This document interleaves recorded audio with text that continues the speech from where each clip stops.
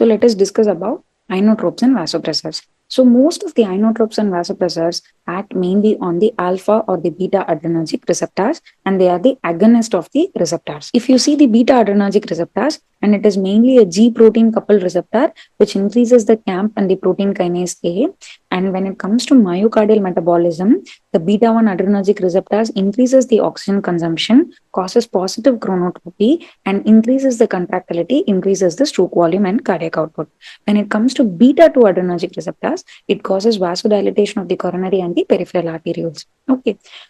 Coming to alpha adrenergic receptors, where norepinephrine, epinephrine, dobutamine, dopamine are all agonist of the alpha adrenergic receptors. It is again a G protein coupled receptors, but it acts via inositol 1,4,5 triphosphate pathway and diacylglycerol pathway, where it may or may not increase the oxygen consumption. But when it comes to vessels, coronary and peripheral arterioles, it causes vasoconstriction. Coming to adrenaline, it is one of the endogenous catecholamine with high affinity for alpha 1, beta 1, beta 2 receptors. So the beta 1 stimulation causes positive inotropy, beta 2 stimulation causes vasodilation, and alpha 1 stimulation causes vasoconstriction at high doses, which increases the systemic vascular resistance. So overall, the coronary blood flow is increased, but excessive doses may cause coronary vasoconstriction.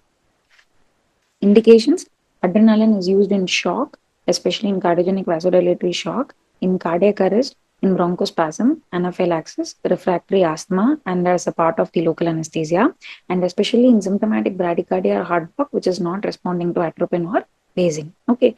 The main complications include ventricular arrhythmias, lactic acidosis, hyperglycemia, and severe hypertension leading to CVA, and cardiac ischemia, and sudden cardiac death. Coming on to dose, as an infusion for septic shock, the dose ranges between 0.01 to 0.1 microgram per kg per minute. When you are giving as a bolus for cardiac arrest, it should be given as 1 mg in 1 ml, that is 1 is to 1000 dilution, that is 1 mg every 3 to 5 minutes. When you are giving it for anaphylactic shock, you can either give IV or IM. You can use a dose of 0.1 to 0.5, again 1 is to 1000 dilution. When you are using the nebulized adrenaline, you have to make the 1 is to 1000 dilution, 1 ml, mixing with 5 ml of normal saline. Okay, so what is the evidence for using adrenaline? There was a trial called Paramedic 2 trial, which was conducted in 2018, which showed improved return of spontaneous circulation in in-hospital cardiac arrest patient. There was no significant improvement in long-term survival, and adrenaline was used. Okay, coming on to noradrenaline, it is again an endogenous catecholamine, where it acts on the alpha receptors and the beta receptors. The alpha 1 stimulation causes potent vasoconstriction, increasing the systemic vascular resistance and blood pressure, whereas beta 1 stimulation causes mild positive inotropy with minimal chronotropic effect. It increases the coronary perfusion indirectly due to the higher diastolic pressure and the local vasodilatory effect. Indications, again vasodilatory and cardiogenic shock. Complications, usually arrhythmia, bradycardia, there could be increased pulmonary vascular resistance, there could be peripheral digital ischemia or hypertension. Doses in cases of septic shock is 0.01 to 0.5 microgram per kg per minute. The evidence is in sepsis PAM trial, which was conducted in 2014, suggested that targeting a MAP of 65 to 70 millimeter mercury with noradrenaline had improved outcomes in septic shock. And there was also a trial in 2010 where it showed noradrenaline was superior to dopamine in shock patients. Coming on to dopamine, it is again one of the endogenous catecholamine. It is an endogenous central neurotransmitter, and it is an immediate precursor to norepinephrine. So it has dose-dependent effects. At low doses between 0.5 to 3 microgram per kg per minute, it stimulates the dopaminergic receptors, causing renal, coronary, mesenteric, and cerebral vasodilatation. At intermediate doses between 3 to 10 microgram per kg per minute, it weakly binds to beta 1 receptors, leading to increased cardiac contractility and heart rate. At high doses, it has alpha 1 adrenergic receptor-mediated vasoconstriction, leading to increased systemic vascular resistance. It also causes direct natriuretic effects on the renal tubules. So indications, mainly cardiogenic and vasodilatory shock in heart failure and symptomatic bradycardia unresponsive to atropine or pacing. And complications could be severe hypertension, ventricular arrhythmias, cardiac ischemia, and tissue ischemia and gangrene. The doses which are usually used is 2 to 5 microgram per kg per minute, and the maintenance dose is 2 to 20 microgram per kg per minute. Coming on to dobutamine, it is one of the synthetic catecholamine with a strong affinity of beta 1, beta 2 receptors at a ratio of 3:1. At low doses, it causes mild vasodilation due to the beta 2 effects counterbalancing the beta 1 mediated vasoconstriction. At moderate doses, it enhances the cardiac contractility without significantly altering the peripheral resistance. At higher doses, it causes vasoconstriction due to the predominant beta 1 effects. Okay, and tolerance develops after just a few days of therapy. Complications, there could be tachycardia, increased ventricular response and atrial fibrillation. There could be ventricular arrhythmias, cardiac ischemia, and hypotension. The dose is usually between 2 to 20 microgram per kg per minute. It is mainly used in low cardiac output states where there is decompensated heart failure, cardiogenic shock, or sepsis-induced myocardial dysfunction. Evidence dobutamine uses, there was a DOREME trial in 2022 which showed no clear benefit over milrinone in cardiogenic shock. And there was a trial in 2007 called SURVIVE trial where there was no significant mortality benefit with use of dobutamine on acute decompensated heart failure. Coming on to vasopressin, which is also called as ADH, it is a non-catecholamine V1 V2 agonist. It acts on the V1A receptor causing vasoconstriction and V2 receptor causing renal water retention. It has limited cardiac effects. It enhances the norepinephrine sensitivity, and the main indications are refractory vasoplegic shock, septic shock, and norepinephrine resistant shock. The main complications are arrhythmias, peripheral ischemia, hypertension, and hyponatremia. The dose is between 0.01 to 0.04 units per minute infusion. The evidence for use of vasopressin is VANISH and VAST trial. With respect to VANISH trial, there was no mortality benefit over noradrenaline and septic shock. But with respect to VAST trial, there was a suggested benefit in patients with catecholamine resistant shock. Coming on to phenylephrine, it is one of the pure alpha-1 adrenergic agonist. It stimulates the alpha-1 receptor, causing vasoconstriction, resulting in increased systemic vascular resistance and MAP, but there is no direct cardiac effect.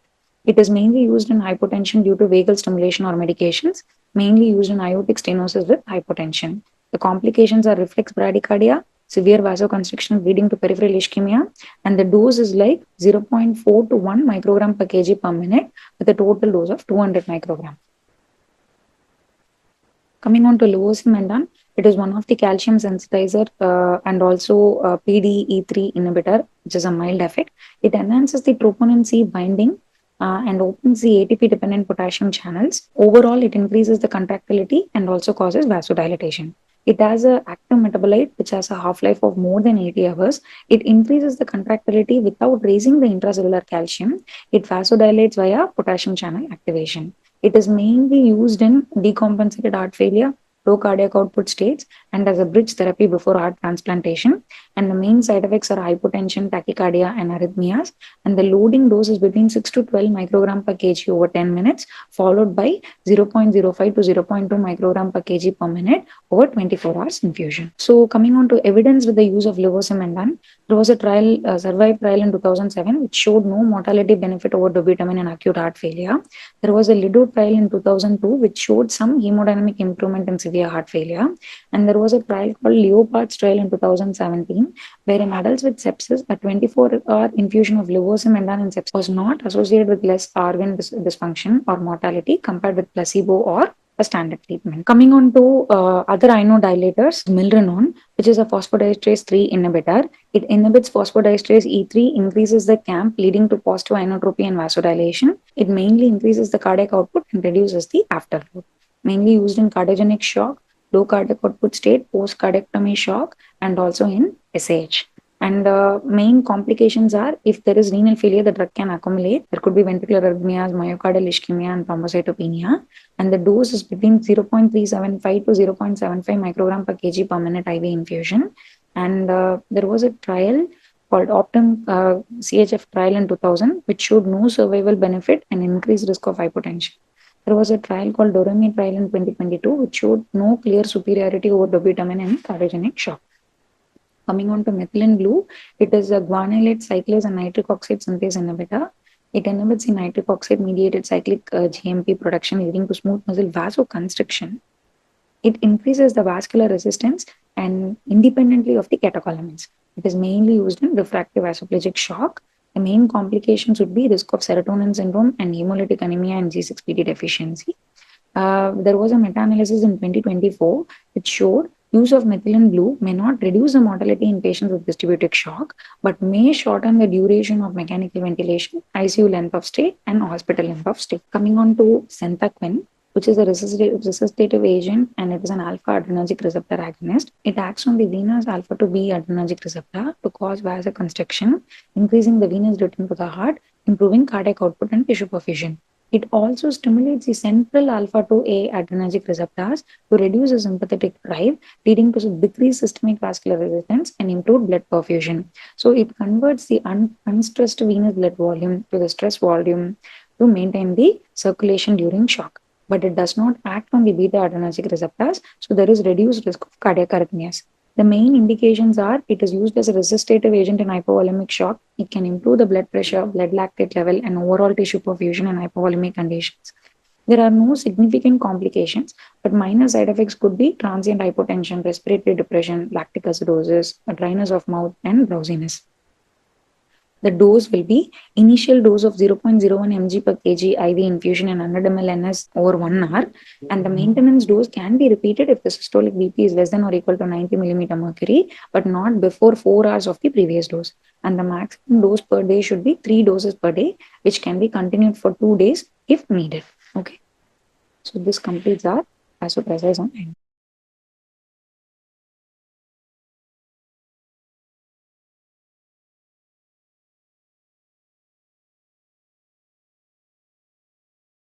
factorial shock states. In cases of continuous monitoring following cardiac and non-cardiac surgery for high-risk patients or abdominal surgeries, and for protocol-driven management of hemodynamically unstable patients. So these are the common indications of cardiac output monitoring. Cardiac output monitoring devices can be classified based on two ways. Number one, based on the principles using which the devices function, and number two, based on invasiveness. The first one is the fixed principle, which is defined as the total uptake of a substance by the peripheral tissue is equal to the product of the blood flow to the peripheral tissues and the arterial venous concentration difference of the substance. Okay, so this fixed principle forms the foundation of all the cardiac output monitoring devices, where this fixed principle is modified as a Stewart-Hamilton equation, area under the curve dilution techniques. The second method is the arterial waveform analysis technique.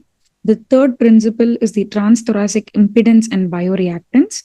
The fourth principle is the Doppler principle, which is used by transthoracic echo and transesophageal echo.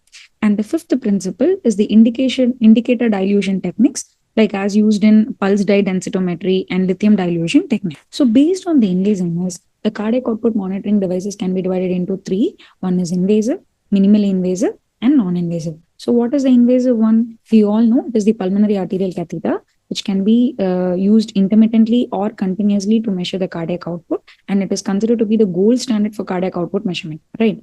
And minimally invasive, we have two techniques. One is pulse wave analysis and Doppler transesophageal echo.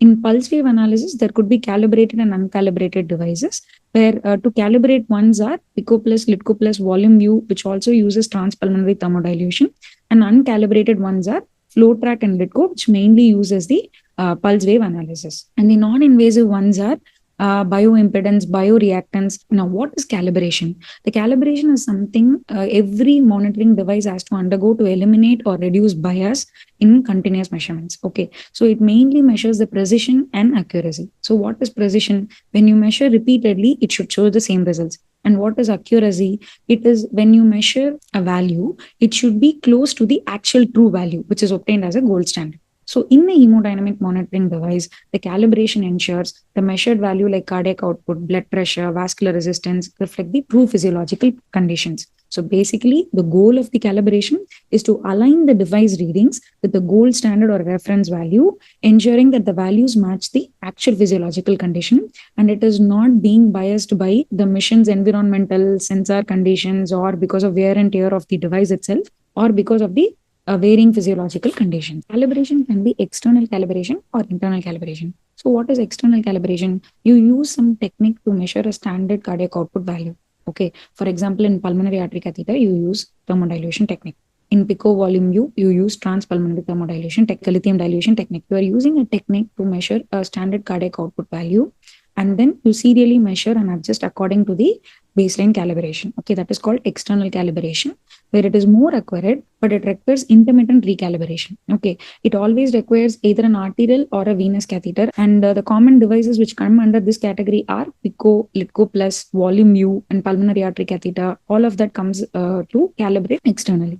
Whereas internal calibration, where it uses a self-adjusting algorithm based on the patient's age, gender, and the physiological conditions, arterial compliance, it makes own self-adjusting algorithms. It is less invasive but may drift over time. Some of the devices which uses this internal calibration are FlowTrack, Litco Rapid, and Nikon. Those are the bioimpedance bioreactance devices that are used to measure cardiac output non-invasively. So a non-calibrated technique is something which reduces the bias by implementing correction factors that are pre-programmed in the monitoring device. So the nomogram scaling factor based on the patient's demographics like age, gender, height, weight, or an equation correction factor based on certain measurement correct pulmonary artery catheter, which can be inserted through right IJV or a subclavian vein, and rarely sometimes through femoral vein also. So it is usually a 60 to 110 centimeter long catheter with 4 to 8 French caliber. Pulmonary artery catheter, it is a 60 to 110 centimeter long catheter, which can range between 4 to 8 French in caliber. And the catheter is made of polyvinyl chloride that is pliable at room temperature and softens at body temperature. And it is marked at 10 centimeter intervals. That is how you identify the pulmonary artery catheter. Okay, the main indications to use pulmonary artery catheter is because it is a gold standard for measuring the cardiac output, and we can also use it for central temperature monitoring, pulmonary artery pressure, right side of the heart pressure, and the measurement of mixed venous saturations can also be measured using pulmonary artery catheter. So if you see the pulmonary artery catheter, there is a distal yellow port, which is the main pulmonary artery pressure transducer port, where it is used for sampling of the mixed venous oxygen saturation. And the second one is the blue port, which opens at 30 centimeter proximal from the tip. Monitoring of the central venous pressure, fluid and drug administration happens through this port. Okay. And the third lumen, which is the red colored one, which leads to a balloon near the tip with a locking port, and it is used for inflation and deflation of the balloon during insertion. The fourth lumen houses wires for the thermistors to check the temperature of the injectate and measure the thermodilution for cardiac output monitoring. Okay. Fifth port can be seen, may not be seen in some of the pulmonary artery catheters. It is mainly a right ventricular infusion port, and it can also be used phasing also. So when you see this graph, when you insert the pulmonary artery catheter, you can see various waveforms when it passes through various chambers of the heart, right? When it enters from IJV to right atrium, you can see the right atrial pressure curves, that is the ACV curves. And when it enters the right ventricle, you can see a systolic curve, but no diastolic curve, like 0 to 3 millimeter mercury diastolic pressure. And when it enters the pulmonary artery, you can see the diastolic pressure going up to 8 to 15 millimeter mercury. And once it reaches the West zone 3 and you actually wedge the pulmonary artery catheter, the waveforms will be A and B waves, where the pressure reflecting would be 8 to 12 millimeter mercury. Okay. And it should always be positioned in the zone 3 of the lung, where the pulmonary arterial pressure is more than the pulmonary venous pressure. And there could be an X-ray OSCE showing this pulmonary artery catheter, where how will you know it is at the right level? It should always be below the level of the left atrium, within 2 centimeters of the cardiac ciliate.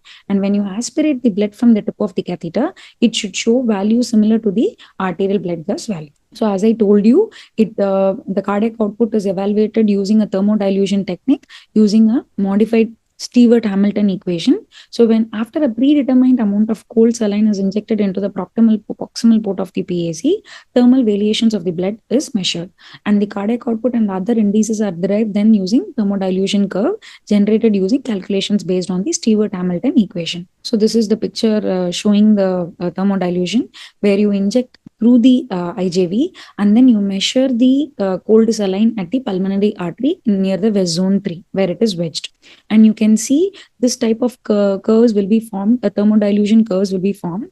If you see a narrow curve, that means the cardiac output is good. So the area under the curve is inversely proportional to the cardiac output, meaning it takes lesser time to travel through the pulmonary vessel. If the area under the curve is more, that means the cardiac output is low, means it takes a longer time to travel through the pulmonary vessel. Okay, 3 such readings are taken and then averaged and considered to be the calibrated cardiac output value. Okay, what are the factors that could affect the pulmonary artery catheter measurement? Presence of any intracardiac shunts, tricuspid regurgitation, pulmonary regurgitation, or respiratory cycle variations and speed of the injection of the saline can all alter the pulmonary artery catheter measurements. So what are we going to directly measure from the pulmonary artery? Right atrial pressure, central venous pressure, right ventricular pressure, pulmonary artery pressure, pulmonary artery wedge pressure, and then mixed venous oxygen saturation, and also cardiac output using thermodilution technique. So these are the direct measurements that we are going to get from the pulmonary artery catheter. And you should also know the normal value. The right atrial pressure value ranges between 2 to 6 millimeter mercury. Right ventricular pressure value, systolic is around 15 to 30 millimeter mercury. Diastolic is around 3 to 8 millimeter mercury. And the pulmonary artery pressure per se will be same as the right ventricular pressure, systolic pressure, and diastolic pressure will be higher than the right ventricle, that is between 8 to 15 millimeter mercury, and the mean pulmonary artery pressure is usually between 9 to 18 millimeter mercury. The pulmonary artery wedge pressure is between 6 to 12 millimeter mercury. The mixed venous oxygen saturation, which measures the global oxygen delivery versus consumption, the normal value is usually between 60 to 80%.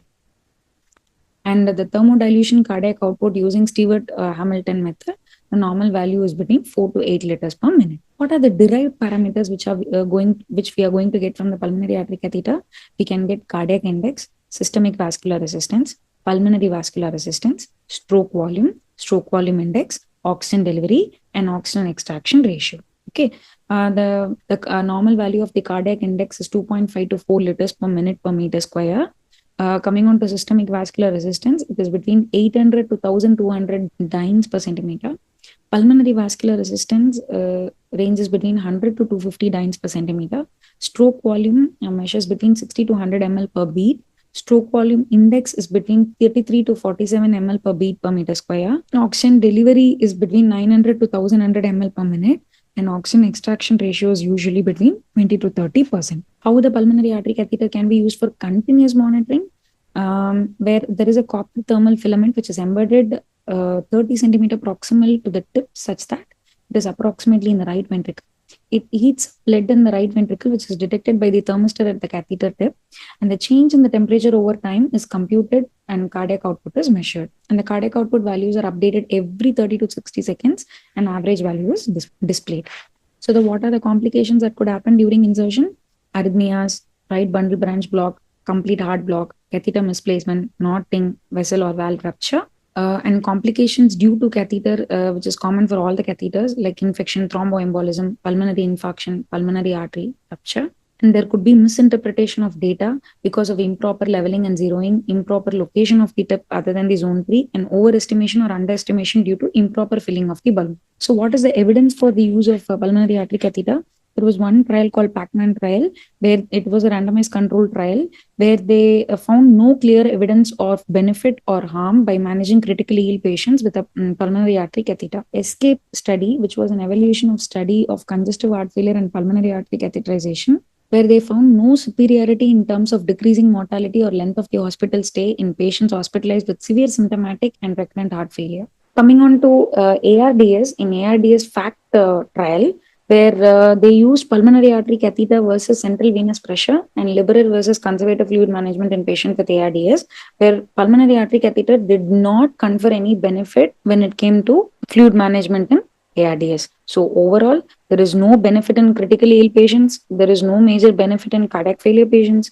There is no major benefit with ARDS patients also. Coming on to the minimally invasive techniques. So as we discussed, there were only two mechanisms under minimally invasive. One is esophageal echo, which was discussed in the ultrasound class, and second is the pulse contour analysis. So let us first see the mechanism of pulse contour analysis plus transpulmonary thermodilution technique as a calibrated method.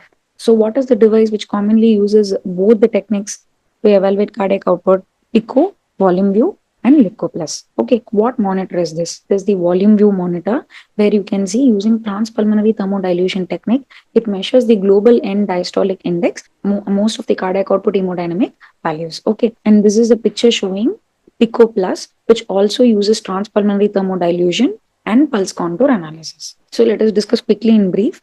So what is the mechanism of Pico and volume view? It mainly uses transpulmonary thermodilution and pulse wave analysis as the underlying mechanism, where calibration is done using the transpulmonary thermodilution technique.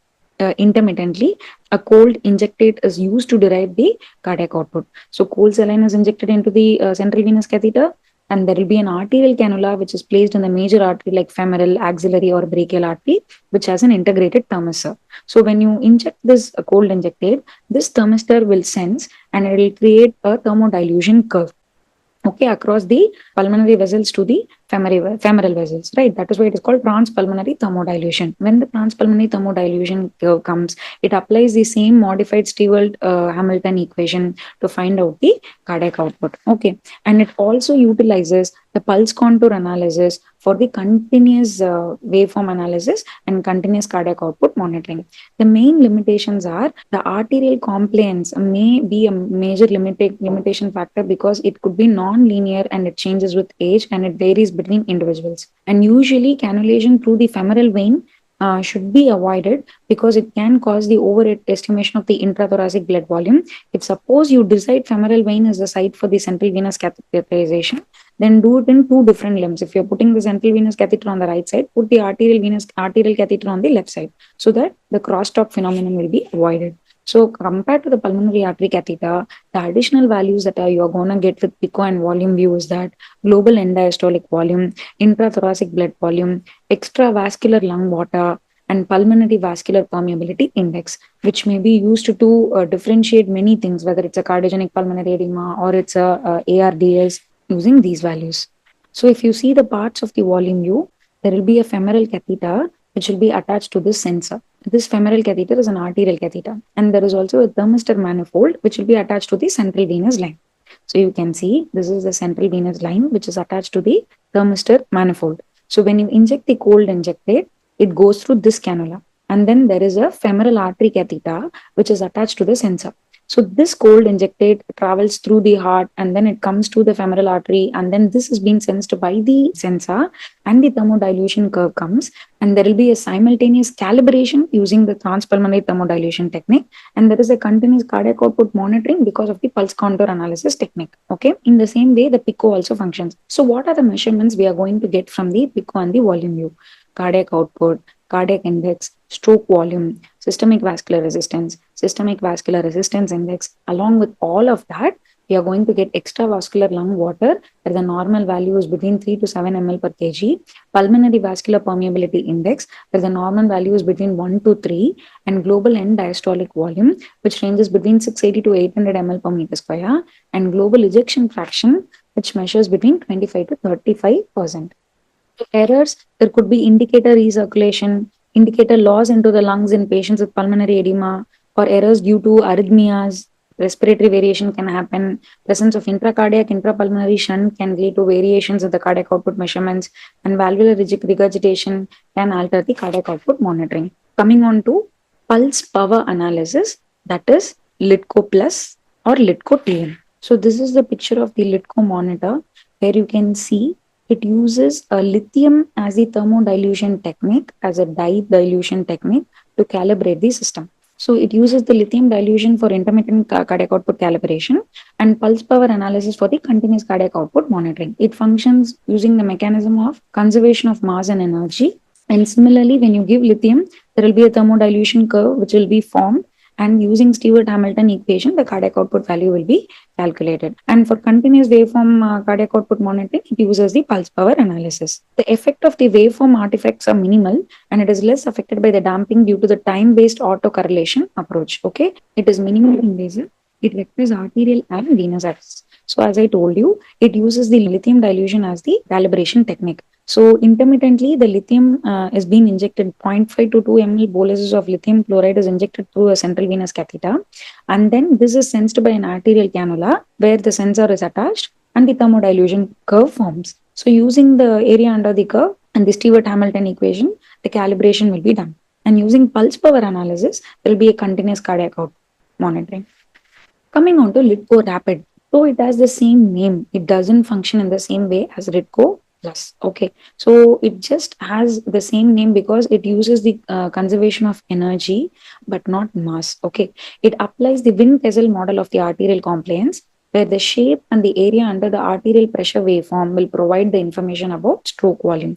It just does pulse contour analysis. It is not like the Litco Plus, which uses the lithium dilution to calibrate and pulse power to continuously monitor cardiac output. It is just a Litco technique which uses the pulse contour to measure the cardiac output. So this is a non-calibrated system where we are not using lithium to calibrate, and based on the nomograms and the patient specific adjustments, it gets auto calibrated. Okay, so it is a very minimally invasive technique where it requires only an arterial catheter. Okay, coming on to the next minimally invasive technique, which is uncalibrated, is the pulse pressure analysis, which is used by flow track.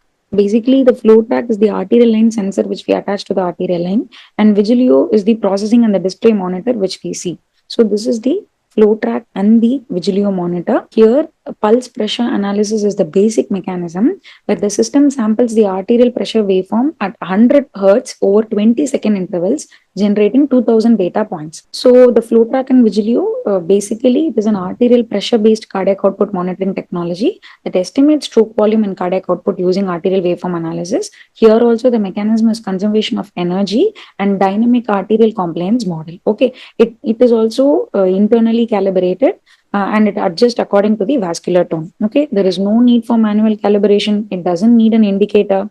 It uses only a peripheral arterial line. It can be used for continuous cardiac output monitoring. It can be used even in patients with arrhythmias and spontaneously breathing conditions, and it allows trending of the cardiac output changes over time. But it is less accurate in extreme vasodilatation, and it is affected by arterial waveform damping, and absolute cardiac output values may be less reliable in aortic regurgitation and shock states.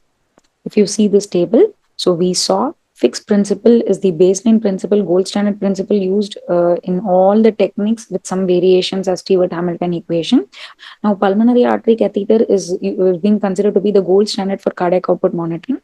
But the evidence, there is no major use with the pulmonary artery catheter, such an invasive technique which has a lot of complications. And the evidence is very poor, though it is well validated and taken as a gold standard one. Okay, then comes the PICO and the volume view, which is a minimally invasive one where you need a central catheter and arterial catheter, and you keep calibrating the cardiac output using any one of the techniques like cold injectate or lithium dilution. You calibrate the cardiac output value and keep it as a reference, and based on that, you measure the continuous cardiac output monitoring by means of pulse power analysis or pulse pressure analysis or a pulse wave analysis, and then you monitor the cardiac output. This is one of the non-invasive method, that is the bioimpedance and the bioreactance. So bioimpedance and bioreactance are some of the non-invasive methods of continuous cardiac output monitoring. So let us see the brief difference. Bioimpedance mainly measures the changes in the thoracic electric impedance due to the blood flow, whereas bioreactance measures the phase shifts in high frequency electrical currents across the thorax. So bioreactance is less affected by the noise and external interference, and hence it is preferred more than the impedance. Okay. In bioimpedance, the main mechanism used is that amplitude variations of the electrical signals to estimate the stroke volume. Whereas in reactance, it uses phase shifts in oscillating currents to assess the aortic blood flow volume changes. So bioreactance is more reliable in low flow states. Okay. And when it comes to signal interference, prone to motion artifacts, lung edema, and pleural effusions. Whereas bioreactance is less susceptible to interference from the lung condition. Bioreactance is a very reliable cardiac output monitor. Some of the examples of the devices are BIOS and PhysioFlow in case of bioimpedance, and Cheetah NICOM is one of the most commonly used bioreactance method. What is this device? It is the CC Nexfin ClearSight device. It's one of the non-invasive cardiac output monitoring device where it uses a volume clamp method, that is the finger cuff technology, where the system uses the infrared plethysmography to measure the finger artery diameter, and there is an inflatable bladder within the cuff, applies varying pressure to keep the artery diameter constant throughout the cardiac cycle, and this method ensures continuous non-invasive blood pressure monitoring.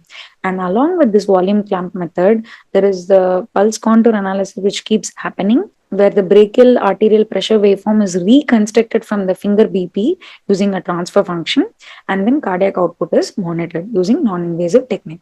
So this completes our cardiac output monitoring. So let us discuss about intercostal drainage. Intercostal drainage is also called thoracostomy, which evacuates the air or collection in the pleural cavity and re-establishes the negative intrathoracic pressure.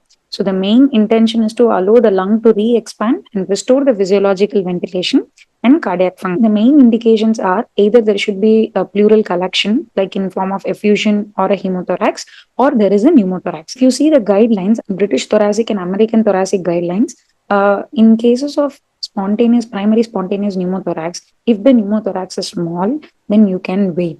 If the patient is grossly symptomatic, or if the patient is having bilateral pneumothorax, or if the patient is on mechanical ventilator requiring high PEEP and high pressure ventilation, then that is when you have to think of putting an ICD. Otherwise, if the pneumothorax is small and the patient is not very symptomatic, then you can hold on for the ICD.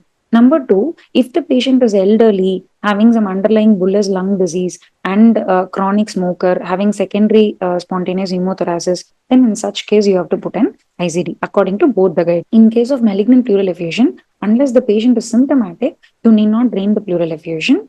Once you put in the ICD, then the following plan should be pigtail catheter or pleurodesis. When a pneumothorax is called as a large pneumothorax, so according to British thoracic guidelines, when the interpleural distance at the level of the hilum is more than or equal to 2 centimeter, then it is called as a large pneumothorax. Okay, so whenever the pneumothorax is large, you have to put in an ICD, or if it is a tension pneumothorax, you have to put in an ICD. Coming on to hemothorax. So when do we consider a hemothorax as a large hemothorax?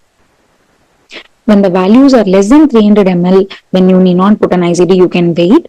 But if the values are more than 300 ml, then you have to drain the hemothorax. If the hemothorax is draining at 1.5 liters initially, and then continuously it is draining 300 to 400 ml for the next 2 to 4 consecutive hours, then you have to subject the patient for surgery. Coming on to empyema.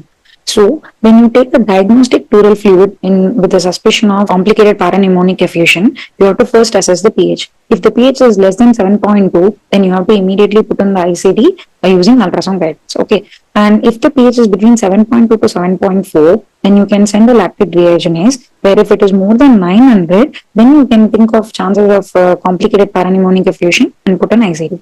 But if the pH is more than 7.4, then it indicates a low risk of complicated parapneumonic effusion. Then you can wait for the ICD. If suppose you could not measure the pH, then you can also use a pleural fluid glucose value. If it is less than 3.3 ml, then high probability of CPPE is possible. So you have to put in an ICD. So coming on to the site. As we all know, it is the triangle of safety, where it is bordered by the edge of the latissimus dorsi, the edge of the pectoralis major muscle, and the base of the axilla. Okay, and the line of the insertion should be across the fourth or the fifth intercostal space, across the nipple line, 1 centimeter just anterior to the mid-axillary line, because it reduces the risk of damaging the peripheral nerves of the lateral thoracic wall. Okay, if you need an apical ICD before the apical pneumothorax, then you have to go into the second intercostal space through the mid-clavicular line, but it may be uncomfortable to the patient. Coming on to the various intercostal tube sizes. Okay, intercostal drainage tube is considered a small bore chest tube when the size ranges between 8 to 14 French. It is considered as medium bore when the size is between 16 to 24, and large bore chest tubes range between 28 to 36 French. Okay, and all of them are made of either a PVC or a silicone material. Okay, so small is 8 to 14, medium is 16 to 24, large is 28 to 36. So small, usually the pros of the small catheters are minimally invasive, less painful, and lower infection risk. But it has limited drainage capacity and potential clogging possibility, right? So it is mainly used for pneumothorax or a very minimal pleural effusion. Whereas large bore is effective for large volumes of fluid and air, and it also drains hemothorax and empyema efficiently, right? But it can be more painful, higher risk of infection possibility is there. And the third type, the pigtail catheter, which may not be used in the emergency situations, but maybe once you drain the malignant pleural effusion, you make the patient less symptomatic. If you feel there is a recurrent collection, then you can put in an indwelling pigtail catheter, which is minimally invasive, less chances of infection. But chance of pigtail getting occluded, getting coiled, getting knotted is a possibility. Now we can see what are the methods you can put in an ICD. There are 3 methods. One is dissector, which we commonly use during the emergency situations. Next is the Seldinger technique, which is used with the pigtail catheters. And the Trocar technique, again we use with the emergency situations. So dissector, you select the appropriate 4th or 5th intercostal space. You make 1 to 2 centimeter incision parallel to the rib space, and you use a tonsil clamp to bluntly dissect the subcutaneous tissue, where you are dissecting the muscular layers of the intercostal space, that is external intercostal muscle, internal intercostal muscle, innermost intercostal muscle, and also the transthoracic fascia and the parietal pleural space. So once you enter the pleural cavity, there will be a giveaway feeling, and this dissection should happen through the upper border of the lower lip, okay, so that you don't affect the neurovascular band. Okay, when attempting to enter the fifth intercostal space, you should not go perpendicular to the chest wall. You should always go in the posterior apical direction. Okay, when you dissect perpendicular to the chest wall into the fifth intercostal space, it can make the tube directly head into the oblique fissure of the lung, and this the tube can be entrapped by the subsequent expanded lung, rendering the tube ineffective. Okay, once you spread the pleural space, a finger can be used to confirm the entry into the pleural space. Position the tube in the posterior apical direction, and the tube should be fully inserted to ensure the most proximal hole is within the pleural space. Once you put in the tube, you should connect it to an underwater seal drainage. This underwater seal drainage, it restores the proper air pressure on the lungs and helps to re-inflate the collapsed lung, and also removes the blood and the other fluids via gravity. Okay, it also acts as a one-way valve so that whatever you remove does not re-enter into the thoracic cavity. Okay, so there are three types of underwater seal drainage, that is one chamber, two chamber, and three chamber. So let us discuss about the one chamber. So it just collects and contains the fluid from the pleural space. It seals the air leaks using a water barrier, that is the underwater seal. So when you see a rigid tube is immersed into the water, usually at 2 centimeter. So a rigid tube is inserted 2 centimeter below the surface of the saline solution in the bottle, and the other end is connected to the thoracic drainage tube placed in the pleural cavity. There is a one-way decompression valve vent which allows the air to escape and prevents the pressure to build up. Okay, so you can see that one end is connected to the ICD, and the second end of the rigid tube is immersed into the water at a level of 2 centimeter. So this creates a negative pressure. When pleural pressure is positive, that is during exhalation, the air is forced out of the chest and travels through the rigid straw and bubbles into the water.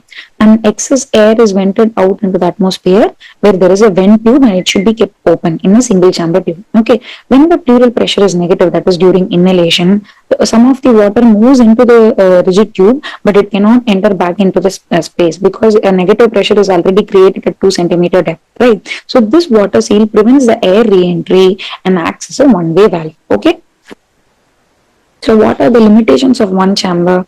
It is ineffective if the rigid straw is above the water level. Obviously, the system fails. And if there is a large amount of fluid draining into the bottle, then the fluid level raises, making it harder for the air to escape. So this air can get trapped in the chest, preventing full lung re-expansion. This tube works better for pneumothorax, but it is not ideal for large fluid drainage. Okay. And sometimes when the bottle is kept higher than the patient's chest, then there could be some backflow that could have coming onto two chamber. So large quantities of liquid are drained from the pleural cavity, then we can use a two chamber, where one chamber is exclusively for the drainage and the second bottle creates the negative pressure chamber. Okay, so you can see that the first chamber only collects the patient's drain, and the second chamber there is a rigid straw which is immersed into the liquid at the level of 2 centimeter, creating the negative pressure, and there is an air vent which pushes out the excess air. So coming on to three bottle system. A third bottle is added when the negative pressure is required to facilitate lung expansion or accelerate the air movement. So it is connected via a vent to the water seal chamber. So the rigid straw in the suction bottle determines the level of the applied negative pressure. The negative pressure is equal to the depth of the immersion of the rigid straw in the liquid surface of the bottle. But excessive suction can increase air leaks by pulling air through an opening in the lung that might otherwise close naturally, creating a fistula. So you can see that there is a drainage chamber which drains the collection from the patient, and there is an underwater seal which maintains the negative pressure for the pleura, where the rigid straw is immersed at a depth of 2 centimeter. And there is a third chamber where you can see a rigid straw is immersed into the water, and this immersion level determines the negative suction, okay, not the wall suction that is being connected to the third chamber. So if large air leak is detected, or if there is subcutaneous emphysema, or there is an expanding pneumothorax despite of the ICD connected to a two chamber, an additional suction of minus 10 centimeter of water should be applied. Okay, and in some of the systems, there is an inbuilt air leak meter which is present, which detects the degree of the air leak from 1 to 7. So whenever the air leak is more than 3, then it is considered to be a significant air leak where you have to connect the patient to the negative suction. So what decides the suction pressure? So the amount of the suction applied is equal to the depth of the rigid straw in the third chamber suction control bottle. So if the straw is immersed at 10 centimeter into the water, then the suction pressure is minus 10 centimeter. If the straw is immersed at 20 centimeter into the water, then the suction pressure is minus 20 centimeters of water. Just by increasing the wall suction does not increase the negative pressure. Okay, you don't, but only by adjusting the depth of the water column, you can adjust the suction pressure. So suction can be of two types. One is wet suction and dry suction. Wet suction, wherein a third chamber there is a rigid straw immersed into the water and the depth of the immersion decides the suction pressure. There is also another type of suction called dry suction, wherein a dry suction regulator is there which controls the suction. So you can see that this is one of the wet suction where the initial first two parts, first three or four columns are for the drainage of the patient collection. Okay, and the second is the underwater seal where a constantly 2 centimeter at 2 centimeter depth the underwater seal is maintained.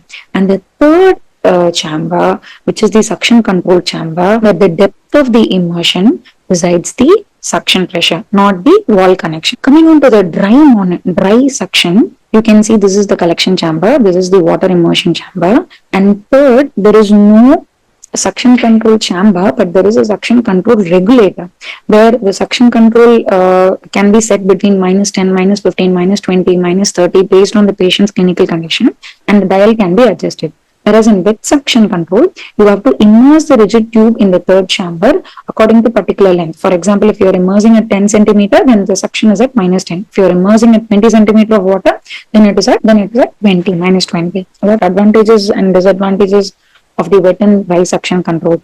So wet suction, where you can visibly see the bubbling in the suction control chamber and you can detect the air leak more earlier than the dry suction. But dry suction control is very easy to set up and adjust. You may not see any fluid erupt, but the only disadvantage is that you cannot see the bubble. So you have to connect it to a bubble leak monitor to detect the air leak. When you compare all the three, one chamber, two chamber, three chamber, three chamber seems to be the more efficient method of draining the ICD, especially when the patient is having expanding pneumothorax or subcutaneous emphysema or with more air leaks, right? But one chamber can be efficiently used for simple pneumothoraxes or tension pneumothorax. Another underwater seal is disconnected from the wall section and vented to the atmosphere. So if suppose the other three system fails, then this can take over for the negative suction pressure. So when should we remove the ICD? So in case of pneumothorax, once you see the lung fully expanded in the chest x-ray, you try clamping the ICD for 6 hours and then repeat the chest x-ray. If there is no expansion of the pneumothorax, then you can remove the ICD. If it is a pleural effusion or a collection, at least it should be the collection should be less than 2 ml per kg per day, or at least less than 200 to 300 ml per day. That is when you can remove the ICD in cases of pleural collection. What are the complications of the ICD? There could be tube malposition, then you have to reposition the tube. There could be a blocked tube where you can try milking or replacing the tube. There could be re-expansion pulmonary edema where you may have to support the patient with oxygen and mechanical ventilation. There could be subcutaneous emphysema where you may have to connect it to the negative suction or use a 3-chamber. There could be nerve injuries and cardiac injuries which should be repaired surgically. And there could be pulmonary artery injury. Emergency surgery is warranted if that happens. Okay. Esophageal perforation is also a possibility, but immediate surgical intervention is required. And the most common complication is bronchopleural fistula, where you may have to do a prolonged drainage and endoscopic or surgical repair if it persists beyond 5 to 7 days. Okay. Chylothorax can happen where surgical intervention is required, and infectious complications are very common where you may have to take care of the ICD site and treat it with appropriate antibiotics. Okay. When it comes to bronchopleural fistula, what are the ventilatory management of bronchopleural fistula? And this was asked as a Viva question. You have to reduce the mean airway pressure. Okay, reduce the number of the positive pressure beds using the lowest number of mechanical beds that permits the acceptable alveolar ventilation. Okay, try to wean the patient completely if possible. Try to put the patient on SAMV or a pressure support mode rather than a control mode. Okay, and consider use of permissive hypercapnia if the pH is maintained. and reduce the tidal volume, reduce the inspiratory time so that the mean airway pressure can come down, keep the inspiration to expiration ratio at 0.33, use high inspiratory flow and avoid inflation hold. Okay, inverse ratio ventilation. Minimize the PEEP. Use least amount of chest tube suction that maintains the lung inflation. If suppose spontaneous breathing distorts the picture, then you sedate and ventilate the patient. Okay. Avoid position differences that could exacerbate the leak and treat bronchospasm or any expiratory flow limitation. Okay. So this completes our ICD lecture.